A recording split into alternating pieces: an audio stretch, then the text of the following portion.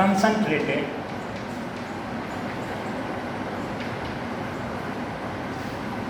at the central level of government. So Britain is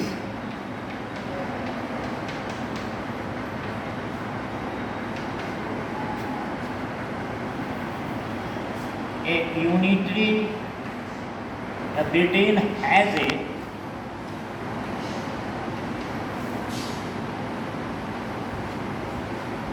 form of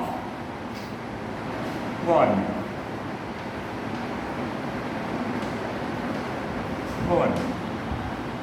अब जब unitary को हमने समझ लिया तो जस्ट इसका रिवर्स, इसका उल्टा क्या होता है? Federal form of government.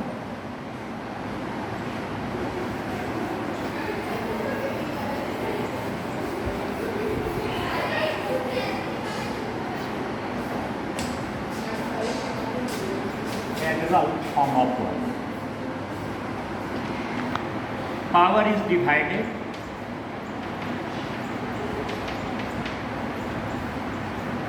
into more than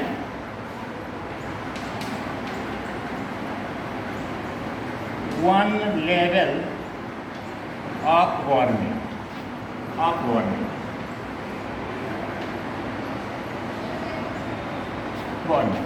In the USA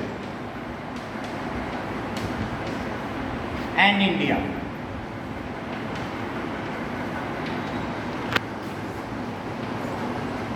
power is divided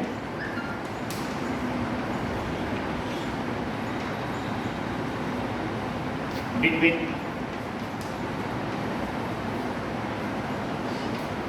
the central or federal government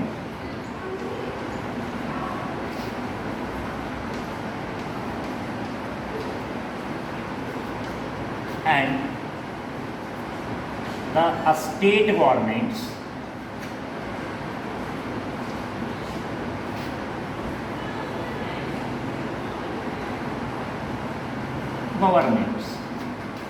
or federating units.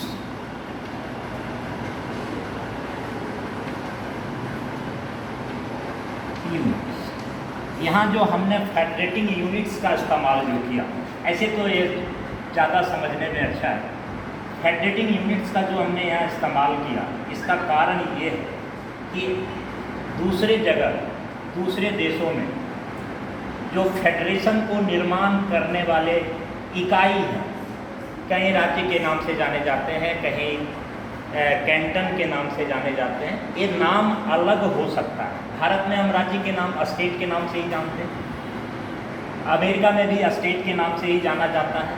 यानी ये लेवल पर सेंट्रल गवर्नमेंट है और उसके नीचे स्टेट गवर्नमेंट है और दोनों के बीच शक्तियों को बांटा गया और शक्तियों का जो एक बंटवारा है, यही फेडरलिज्म का सार है, इसेंस है।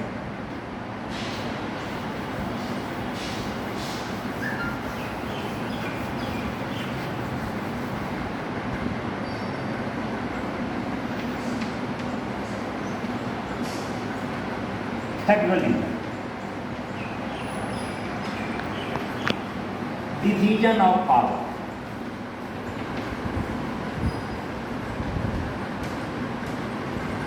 अगर इसको हम ध्यान में रखें तो कई फीचर्स हम निकाल सकते हैं फेडरलिज्म का एक फीचर से, क्योंकि यही बेसिक फीचर है, ये बेसिक फीचर है फेडरलिज्म का।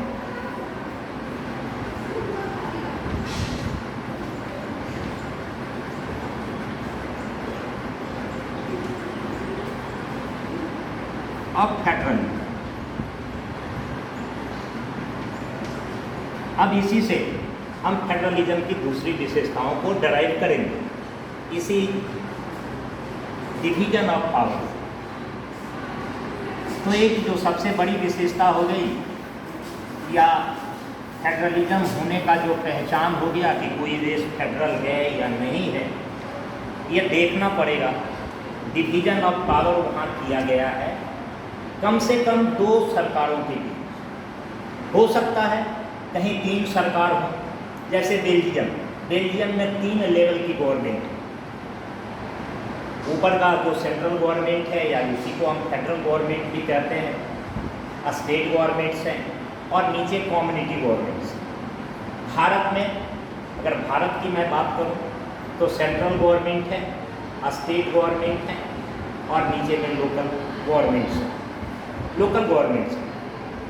तो अब जो ये फीचर हैं, features of federalism.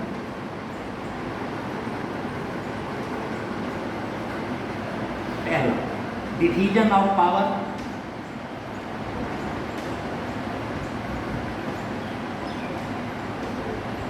Power must be divided more than 1 level of government, maybe 2 levels, maybe 3 levels, but ये डिवाइड होना चाहिए पावर का। अब ये जब डिवीजन है तो ये डिवीजन कैसा होना चाहिए? ऑर्ली होना चाहिए या रिटर्न होना चाहिए? अगर ऑर्ली डिवीजन होता है तो भविष्य में पर्याप्त गुंजाइश इस बात की होती है कि शक्ति को लेकर, अधिकार को लेकर जिसके बीच पावर बांटा गया है उसके बीच संघर्ष हो जाए। इसकी संभावना बहुत है, इसकी संभावना बहुत है। इसलिए ये रिटर्न होना चाहिए। ये डिवीजन ऑफ पावर ऑर्ली नहीं होना चाहिए, ये रिटर्न होना चाहिए। अब अगर रिटर्न डिवीजन है,